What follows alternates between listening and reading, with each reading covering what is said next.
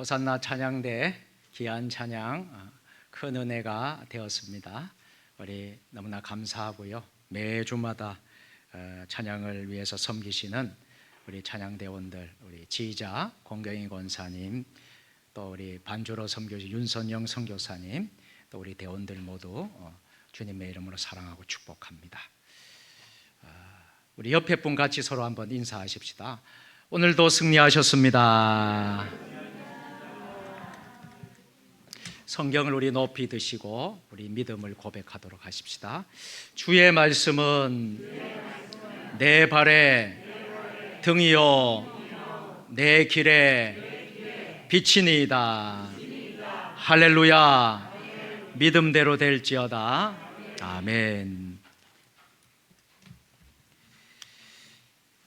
지난 10월 23일 유튜브 방송 윤학원 합창 친구들, 우리 윤학원 장로님께서 만드신 그 유튜브 방송에 장병욱 우리 협동 선교사님 소식과 세종 주님의 교회 서남아 교육연합 선교회 귀한 소식이 전해졌습니다. 유튜브로 전 세계에 뉴스가 소개가 되었습니다. 세종 주님의 교회가 이제는 세종시 안에 있는 시골의 작은 교회가 아닌 전 세계에 선한 영향을 끼치는 교회로 발돋움하는 교회가 될 줄로 믿습니다. 잠시 보도록 하겠습니다.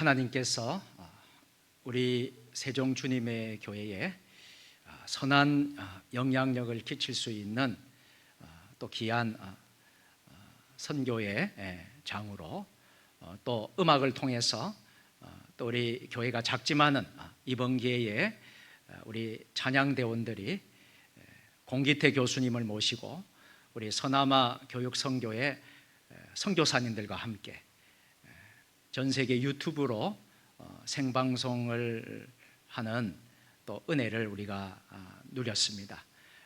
우리 교회에서 장소를 우리가 섬겼고, 또 우리 세종 주님의 교회가 또 이렇게 귀한 선한 영향을 끼치는 교회로서 인도해 주신 하나님께 우리 영광과 찬송을 올려드립니다.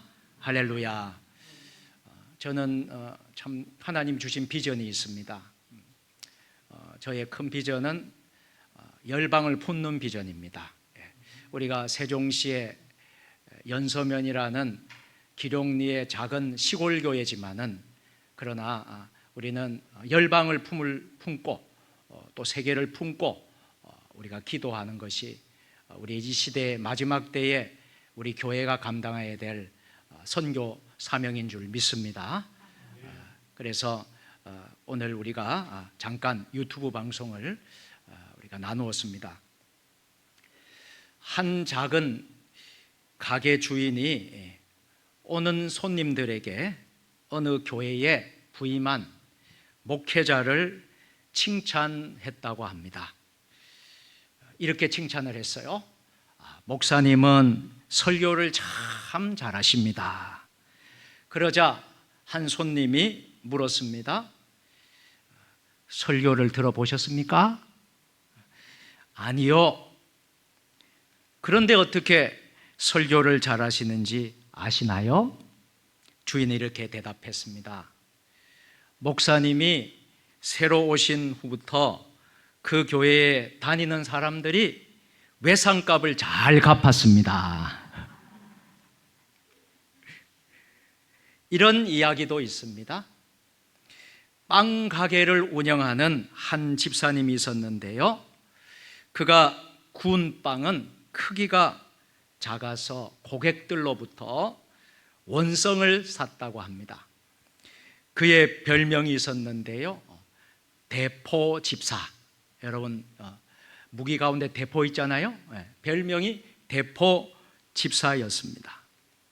교회에서 대표 기도를 할 때는 대포같이 큰 소리로 기도하기 때문입니다.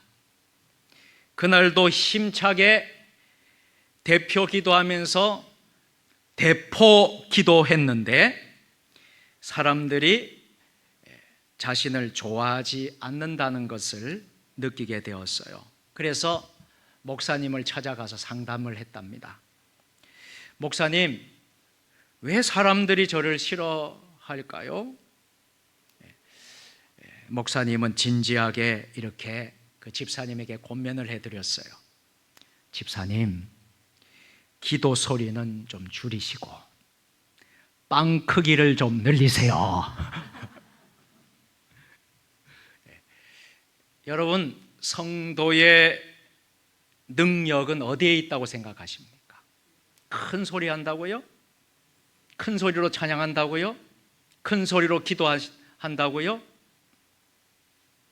성도의 능력은 일상의 삶 가운데 드러나야 한다는 거예요. 일상의 산 재물, 즉 삶으로 나타나야 되지요. 삶으로 전도할 때, 삶으로 선교할 때 복음의 능력이 나타나지 않을까요? 한편 많은 선교학을 공부하는 학자들, 저도 THM을 선교학을 공부를 했어요. 많은 선교학자들이 이런 말을 강조해 왔습니다. 세상에는 두 종류의 교회가 있다는 거예요. 교회는 모이는 교회와 흩어지는 교회가 있다는 것입니다. 그런데 솔직히 우리 한국 교회는 지금까지 모이는 교회만 강조했음을 말하고 있습니다. 그런데 이제는 그것이 한국 교회가 가진 한계를 만들고 있다는 거예요. 우리는 교회당에 와서는 그리스도인인 척 하지만 예수 믿는 사람인 것처럼 살지만 더 중요한 삶의 현장에 가서는 신앙과 믿음과 별로 상관없는 존재로 이중적인 모습을 가지고 살아왔던 것입니다. 모이는 교회는 잘했을지 몰라도 흩어지는 교회로서의 사명은 부족했다는 것을 말하고 있는 것이지요. 이제라도 우리는 세상 속으로 가야 합니다. 이제라도 우리는 이웃으로 가야 되고 세상으로 가야 되고 우리가 복음을 들고 믿지 않는 불신 가족으로 가야 되고요. 불신 이웃과 형제들, 우리 친구, 동료, 세상 속으로 가야 될 줄로 믿습니다. 그리스도를 만나 구원을 얻고 삶의 변화를 경험한 것이 사실이라면 동일한 가치가 세상 한복판에서 나누어지도록 우리는 찾아가야 합니다. 우리는 흔히 교회당을 건축할 때 사람들이 교회에 와서 복음을 듣게 될 것을 기대합니다. 이 기대가 잘못된 것은 아니지만 주님이 우리에게 교회를 주신 의도와는 분명 다름을 알아야 합니다. 우리 중에 누구도 교회 건물의 중요성, 교회 건물의 필요성을 부정할 사람은 아무도 없을 것입니다. 그래서 우리가 성전 건축도 했고요, 우리 세종 주님의 교회를 이렇게 아름답게 성전을 건축을 한 것이지요. 그러나 모여서 우리가 예배드리고 모여서 교제하고 모여서 훈련받는 거 참 귀합니다. 모일 수 있는 장소가 건물이 필요하죠. 예배당이 필요한 것입니다. 그러나 교회가 존재하는 궁극적인 목적은 어디에 있을까요? 예배당 건물에 있을까요? 건물이 아닙니다. 우리는 복음 전도, 선교, 복음을 전하는 것이 교회의 궁극적인 존재 목적인 줄 믿습니다. 우리가 교회 안에 우리가 너무 좋고 찬양이 좋고 기도가 좋고 교제가 좋고 우리가 모여서 코이노니아를 가지고 우리가 은혜를 나누고 너무나 좋아요. 그러나 그 은혜가 교회 안에만 머물러서는 안 될 줄로 믿습니다. 우리가 세상으로 흘러보내야 돼요. 믿습니까? 세상에서 은혜를 흘러보내기를 바랍니다. 세상에서 여러분들 받은 간증과 은혜와 예수님의 십자가를 증거해야지요. 이웃에게, 형제들에게 우리가 담대하게 나가야 되지요. 간절히 원하고 바라는 것은 저희가 살고 있는 우리 이 지역 마을이 한 150호 정도 돼요. 우리 기룡리의 마을이. 그런데 제가 다 조사는 안 했지만은 제가 알기로는 거의 90%가 넘는 사람들이 불신자들이에요. 거의 믿지 않는 사람들이 대부분이고 또 그 가운데 불교를 믿는 사람들이 대부분입니다. 그렇다면 우리가 살고 있는 이 지역 마을은 선교지입니다. 여러분, 우리나라 인구의 우리가 1000만 정도가 우리 예수 믿는 사람이라고 할 때에 20%, 25% 정도가 우리 크리스찬들인데 우리는 20%, 25%도 안 되는 곳에 우리가 살고 있어요. 그런 의미에서 우리 지역 이 마을이 선교지입니다. 뿐만 아니라 여러분, 우리 조치원, 또 연서면, 세종시, 신도시 다 예수 안 믿는 사람들이 예수 믿는 사람들보다 훨씬 많습니다. 이 세종이 선교지입니다. 이것을 향하여 우리가 나가야 될 줄로 믿습니다. 그래야 교회의 궁극적인, 하나님 원하시는, 기쁘시는 그런 궁극적인 교회의 목적을 이룰 수 있는 것입니다. 다시 말하면 예수 안 믿는 사람을 전도하여 예수를 믿고 따르는 제자가 되게 하는 이야말로 교회가 존재하는 이유라고 할 수 있습니다. 그런데 이 전도를 위해서 교회가 사람들에게 오라고 부르는 구조가 결코 되어서는 안 된다는 거예요. 오히려 우리가 찾아가는 구조가 되어야 된다는 거예요. 흩어지는 교회의 사명을 감당해야 될 줄로 믿습니다. 부흥의 시대가 아닌 이상 스스로 교회로 오기란 쉽지 않는 시대에 우리가 살아가고 있어요. 우리가 교회 좀 오십시오. 이번 주에도 믿지 않는 분에게 전도했어요. 또 음식점 사장님에게 제가 전도를 했어요.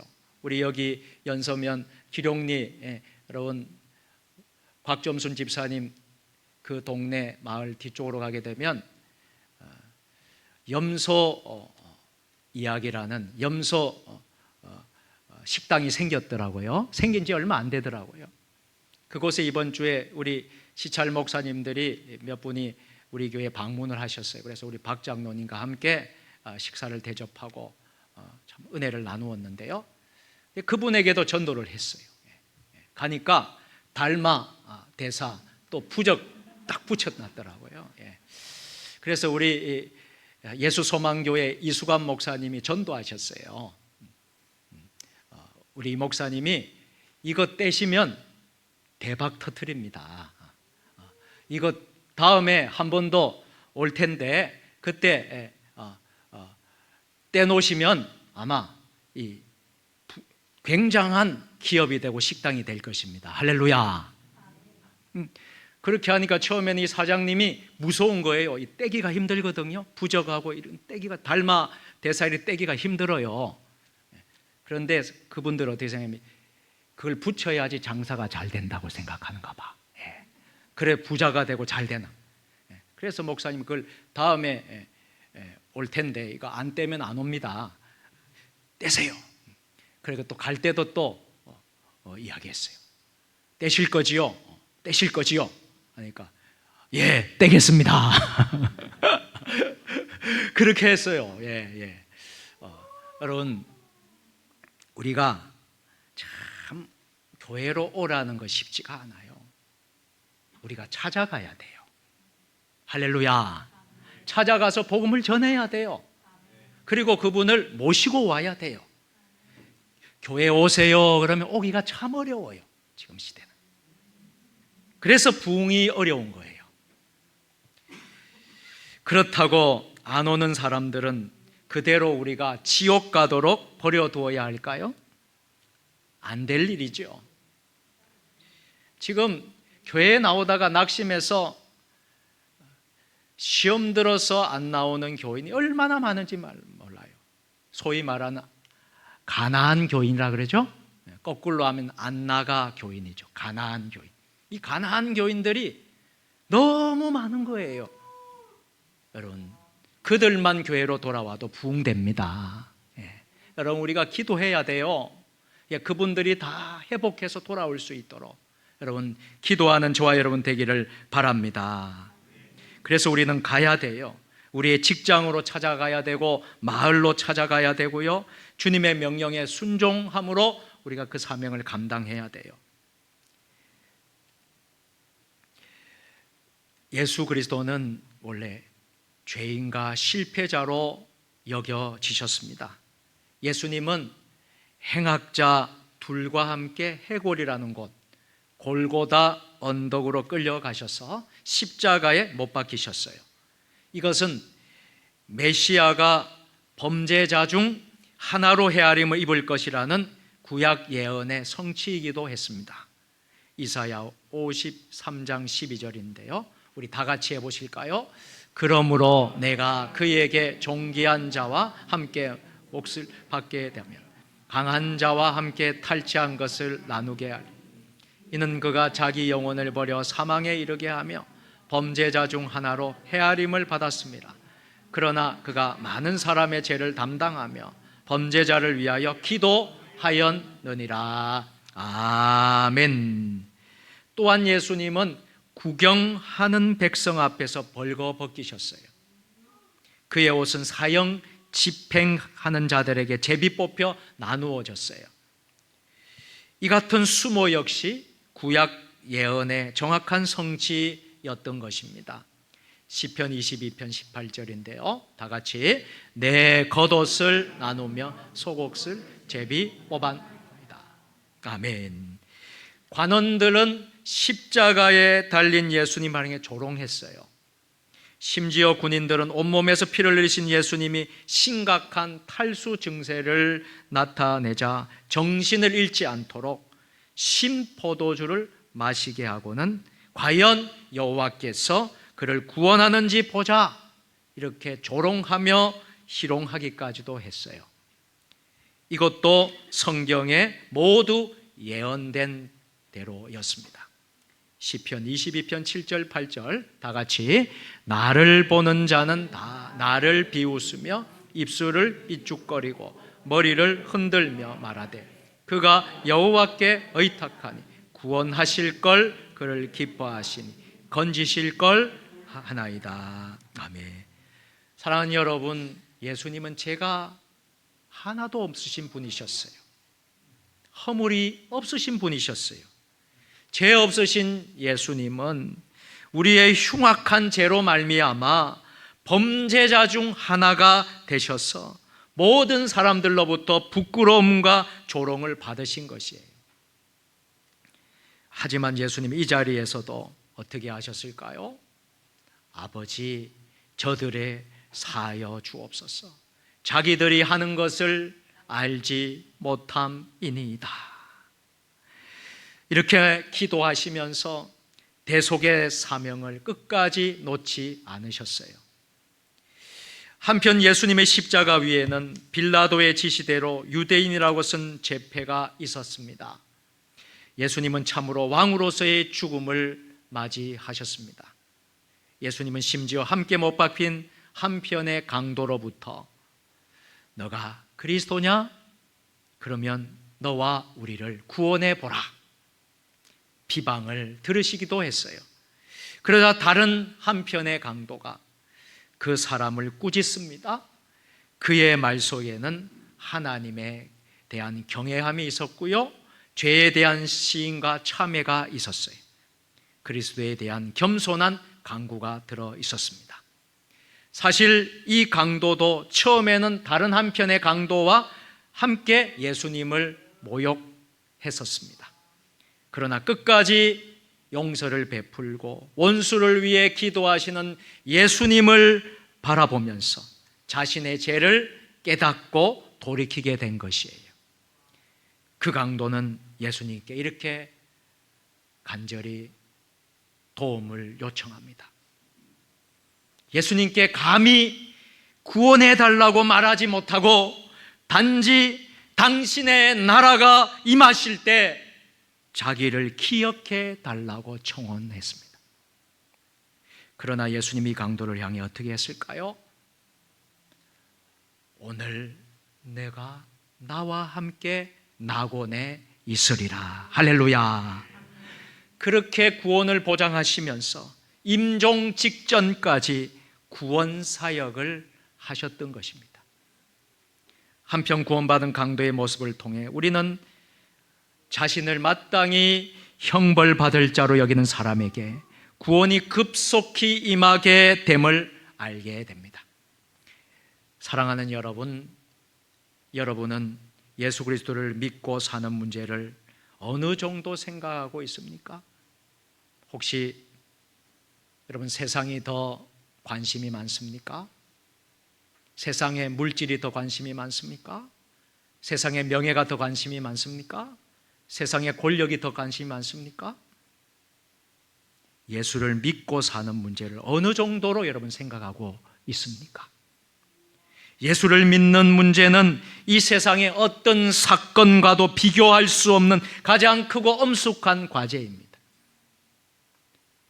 그래서 우리가 찬양을 합니다. 주 예수보다 더 귀한 것은 없네. 마지막에 보면 예수 밖에는 없네. 아멘. 주 예수보다 더 귀한 것은 없고 이 세상 부귀와 바꿀 수 없기 때문 아닙니까? 즉 믿음은 영원한 생명과 천국이기 때문입니다. 그래서 인생에게는 반드시 정해진 심판이 있다는 사실을 기억해야 합니다. 사람이 무엇을 주고 자기 목숨과 바꾸겠습니까? 이 문제는 세상만을 위한 문제가 아니라 영원한 생명을 위한 문제입니다. 이 세상에서 아무리 부귀와 명예와 권력을 소유하실지라도 영생을 잃어버린다면 모든 것이 아무런 유익이 없기 때문입니다. 15분이라는 아주 유명한 연극이 있습니다.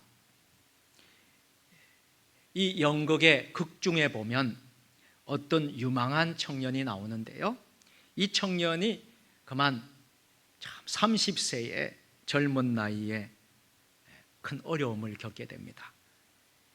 대학을 마치고 미국의 유수한 대학에서 박사학위까지 받고 논문을 제출해 놓고 박사학위 논문을 제출해 놓고 그만 이 청년이 폐암 말기 사형 선고를 받게 되었답니다. 의사의 소견으로는 이제 남은 시간이 15분밖에 없다는 거예요. 15분이면 죽는다는 것이에요.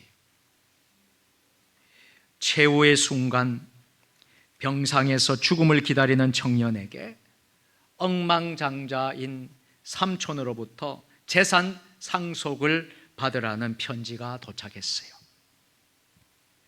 그의 생명이 이제 8분이 남았을 때 박사학위 논문 통과를 알리는 통지문이 왔습니다. 이제 5분을 남겨놓고는 사랑하는 애인의 결혼 승낙 편지가 도착했습니다. 그러나 행복한 결혼 약속과 박사학위와 그리고 백만장자의 상속권이 무슨 소용이 있겠습니까? 청년은 30세에 평생을 분투해도 얻기 힘든 것을 다 얻었으나 생명을 잃음으로 다 잃고 말았습니다. 사랑하는 성도 여러분, 이처럼 인생은 저마다 자기를 향하여 달려오는 죽음을 회피할 수 없어요.